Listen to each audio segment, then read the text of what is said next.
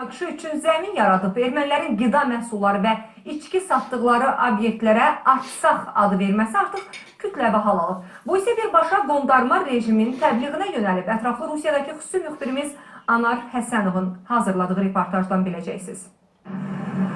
Rusiyanın Yaroslavl vilayətinin Peryaslavski-Zalesk şəhərində yeni açılmış otelin qarşısında müxtəlif dövlət və şəhər bayraqları ilə yanaşı qondarma rejimin atributu da var. Məlum məsələdir ki, otelin sahibi ermənidir. Bəs qanun nə deyir? Rusiyanın tanımadığı rejimin bayrağının bu ölkənin ərazisində dalğalanmasına niyə göz yumulur? Rusiya qanunvericiliyinə görə istənilən dövlətin atributundan istifadə etmək üçün Rusiyanın icazəsi olmalıdır. Nəzərə alsaq ki, Qarabağ adında dövlət yoxdur, deməli onun atributu Rusiya üçün əskidən başqa bir şey deyil. Əslinə asmağı isə heç bir qanun yasaqlamır. Amma Azərbaycanlılar vətəndaş aktivliyi göstərib, bu bayrağın milli münaqişəyə zəmin yaratdığını sübut edib, o əslinin təbliğini yasaq etdirə bilərlər. Yaroslavl şəhərinin mərkəzində isə 2 ildir ki, Artsaq adında ticarət mərkəzi fəaliyyət göstərir. Zənn etmək olar ki, qondarma rejimin bayrağını əyalət şəhəri olan Peryaslavl-Zaleskin rəhbərliyi güc strukturları tanımır, bəs Yaroslavl kimi böyük şəhərin müvafiq orqanları necə? Bəlkə onlar Artsaq anlayışından xəbərsizdirlər. Soydaşımız Əsəd Allahverdiyev belə düşünür. Onun fikrincə ermənilərin bu şəhərdəki məmurlarla işbirliyi var. Vilayətdəki Azərbaycan ictimai təşkilatları isə yalnız sənəd üzərində mövcuddur. Ticarət obyektinin 2 ilə yaxındır bu adı altında sərbəst fəaliyyət göstərməsini də deyilənlər sübut edir. Bu axırıncı neçə ildə həqiqətən də dövlət strukturunda həddindən artıq ermənilər işləyir. Televideniyada, balnesalarda, uçaskovalarda, Sudeni pristavlarda. Amma bir dənə Azərbaycanlısın, bir dənə işə də götürmürlər. Bu özünü göstərir. Bu demək odur ki, yəni ki, onların ermənilərlə münasibətləri çox yaxşıdır. Onlar dövlət səviyyəsində yəqin ki, hansı bir göstərişlər verir ki, bir dənə Azərbaycanlı da işə götürmürlər. Soydaşlarımız məsələ ilə bağlı Azərbaycanın Rusiyadakı səfirinə və Yaroslavl vilayəti qubernatoruna məktub göndəriblər. Onlar Artsaq adının obyekt üzərindən ləğvini və bayrağın götürülməsini tələb edirlər.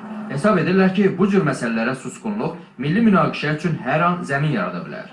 Rusiya ilə Azərbaycan arasında 1997-ci il 3 iyulda imzalanmış dostluq, əməkdaşlıq və qarşılıqlı təhlükəsizlik haqqında müqaviləyə əsasən hər iki dövlət öz ərazisində separatizmlə bağlı tədbirlərə qarşı birgə mübarizə öhdəçiliyi götürür.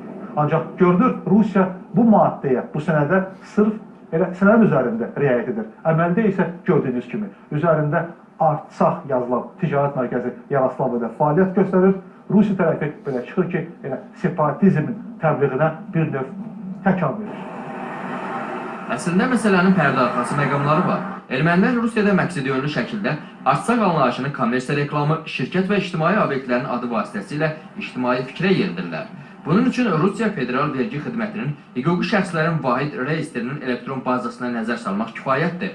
Bu bazadan aydın olur ki, Artsaq adında Rusiyada onlarla kommersiya şirkəti fəaliyyət göstərir. Rusiya şəhərlərində Dağlıq Qarabağ qondarma rejimində istehsal edilmiş ərzaq məhsulları və içkilər satılır. Onun atributikası bir sıra Rusiya şəhərlərində təbliğ edilir və Artsaq adı altında Rusiya şəhərlərində ticarət obyektləri fəaliyyət göstərir. Belə çıxır ki, bircə qalıb Rusiya tərəfindən bu qondarma rejimin tanınması və hər şey elə bu istiqamətdə gedir. Beləliklə, Rusiya öz ərazisində Dağlıq Qarabağ qondarma rejiminin təbliğinə əslində birbaşa dəstək vermiş olur.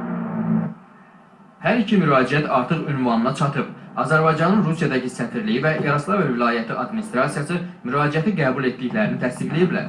Soydaşlarımız ümid edir ki, ancaq Azərbaycanın Rusiyadakı səfirliyinin müdaxiləsi ilə məsələ həllini tapa bilər. Yerlərdəki diaspora qurumu və onun Moskvadakı baş ofisinə isə Rusiyadakı soydaşlarımız çoxdan öz inamlarını itiriblər.